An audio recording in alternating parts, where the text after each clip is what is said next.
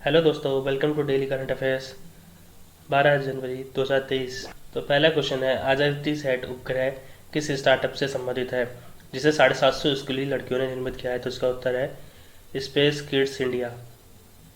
Space kids India एक Chennai based अंतरिक्ष तकनीक स्टार्टअप भारतीय अंतरिक्ष अनुसंधान संगठन के लॉन्च वाहन पर सरकारी स्कूलों की 750 लड़कियों द्वारा बनाए गए उपग्रह को लॉन्च करने जा रहा है। आजादी सेट नामक उपग्रह के लॉन्च के लिए 16 जनवरी की तिथि निर्धारित की गई है।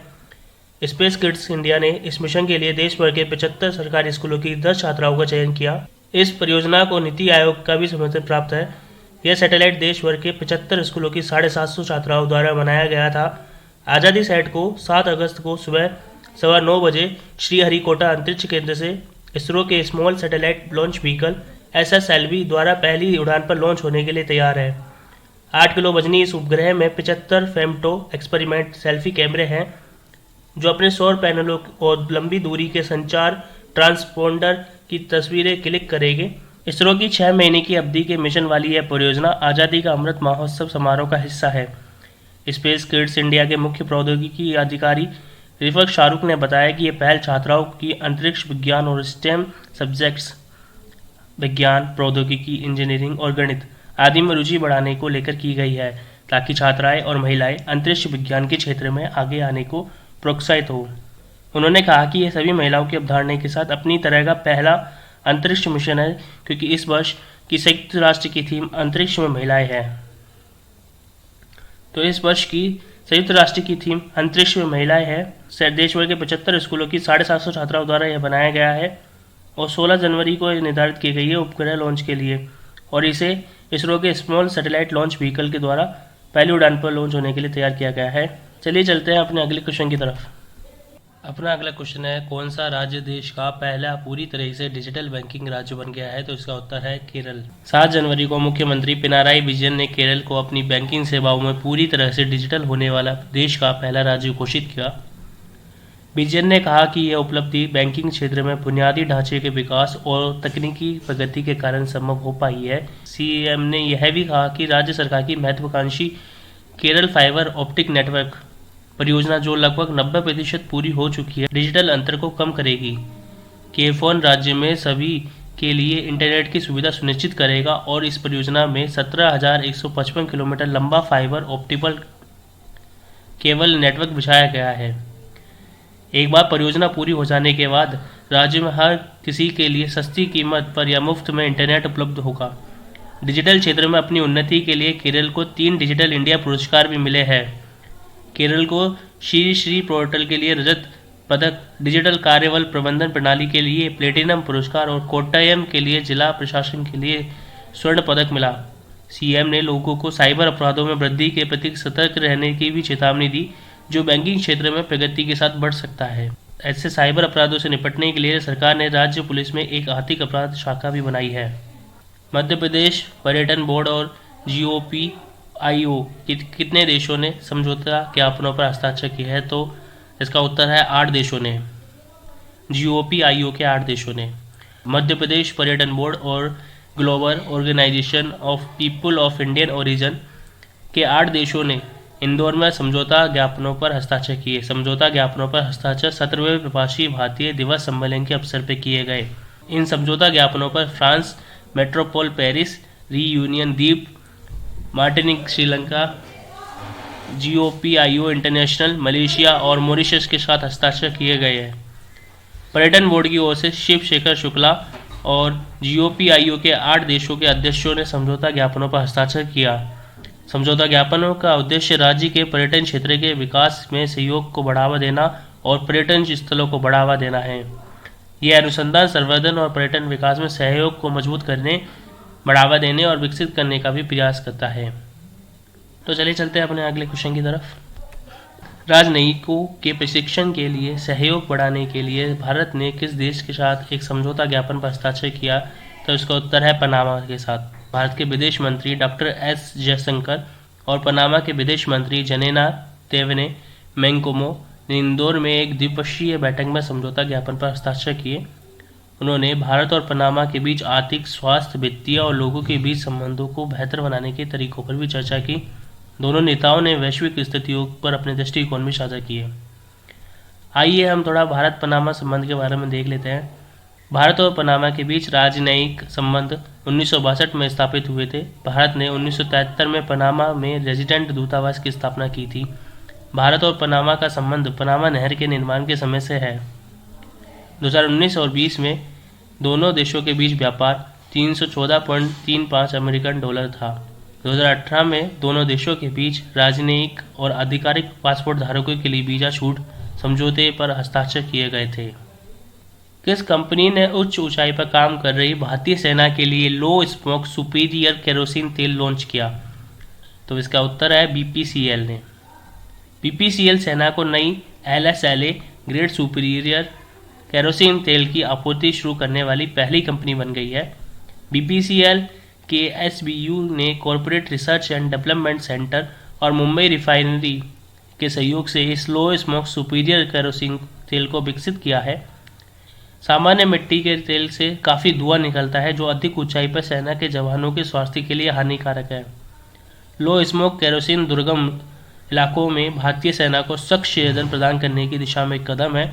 वर्तमान में BPCL भारतीय सेना को सालाना पेट्रोलियम उत्पादों की आपूर्ति करता है। BPCL ने 100 से अधिक उपभोक्ता पंपों के इस प्रावधान में भारतीय सेना के साथ भागीदारी की है। उच्च ऊंचाई वाले शिविरों में रूम हीटर में ईंधन के रूप में सुपीरियर केरोसिन तेल का उपयोग किया जाएगा। उत्तरी कमांड लगभग 45 TKAL ए की खपत करता है, जबकि 70 TKAL ए का उपयोग उत्तरी और पूर्वी कमांडर द्वारा किया जाता है। मिट्टी का तेल एक ज्वलनशील तरल है जिसका उपयोग उद्योगों और घरों में ईंधन के रूप में किया जाता है। चलिए चलते हैं अपने अगले क्वेश्चन की तरफ। तो अगला क्वेश्चन है, मधुमक्खियों के लिए दुनिया की पहली वैक्सीन के इस्तेमाल को किस देश ने मंजूरी दे दी है? तो इसका उत्तर है अमेरिका ने। वैक्सीन को अमेरिकी फुल ब्रूड रोग से होने वाली मौतों को रोकने के लिए तैयार किया गया था। अमेरिकन फुल ब्रूड रोग एक जीवाणु रोग है। यह मधुमक्खियों के लार्वा पर हमला करता है। इसका कोई इलाज नहीं है।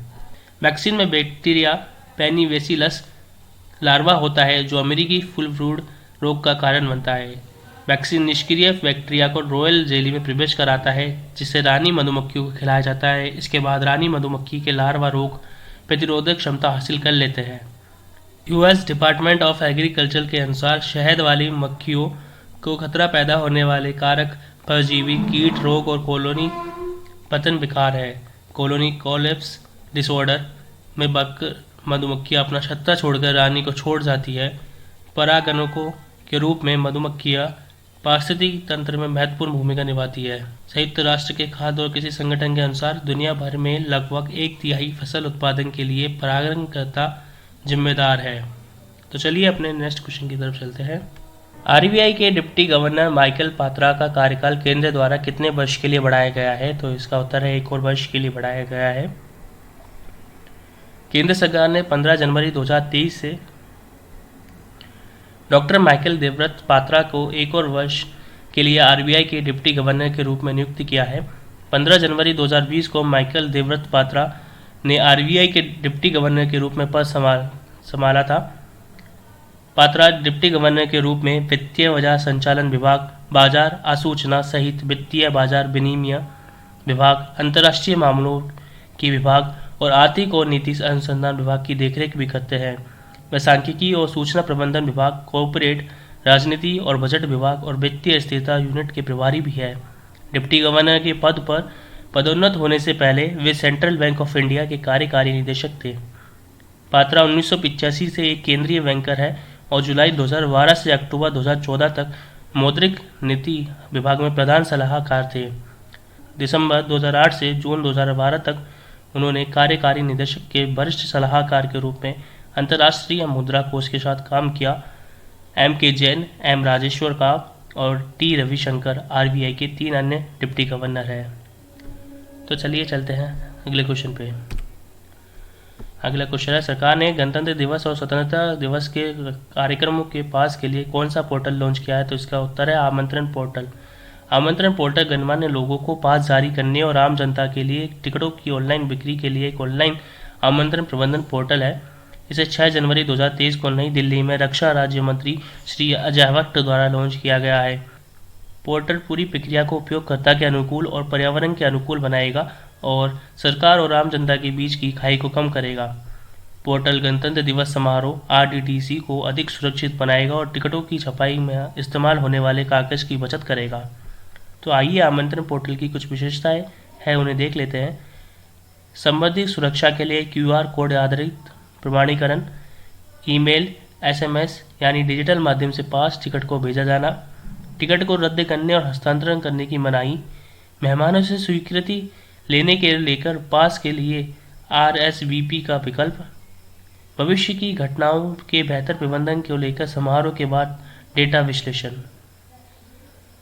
तो चलिए चलते हैं अपने अगले क्वेश्चन की तरफ। राष्ट्रीय सांख्यिकी कार्यालय NSO के नवीनतम अनुमानों के अनुसार भारतीय अर्थव्यवस्था वित्त वर्ष 2023 में कितनी प्रतिशत की दर से बढ़ेगी? तो इसका उत्तर है 7% की दर से। NSO का पहला अग्रिम अनुमान वित्त वर्ष 23 में भारत की GDP वृद्धि दर के 7% रहने का अनुमान लगाया है। NSO का वृद्धि अनुमान RBI और वर्ल्ड बैंक के अनुमान से ज़्यादा है। भारतीय रिजर्व बैंक और विश्व बैंक ने वित्त वर्ष 23 के लिए क्रमशः 6.8 और 6.9% GDP वृद्धि दर का अनुमान लगाया है।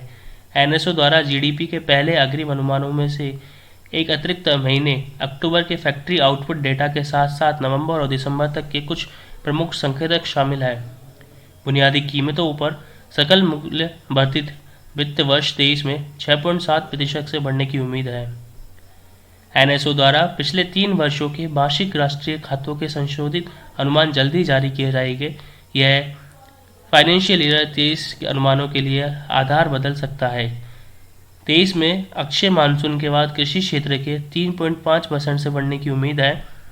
उच्च इनपुट लागत के कारण मैन्युफैक्चरिंग में 9.1% की दर से वृद्धि होने की उम्मीद है। उच्च मूल्य वाली वस्तुओं पर खर्च बढ़ने के कारण वित्त वर्ष 2023 में निजी खपत के 7.7% से बढ़ने की उम्मीद है। तो इसी तरीके से आज का हमारा सेशन यहीं पर समाप्त होता है। तो अगर आपको वीडियो अच्छी लगी हो तो लाइक कीजिए, कमेंट कीजिए और हमारे चैनल को सब्सक्राइब करके बेल आइकन को दबाइए। Thank you for watching.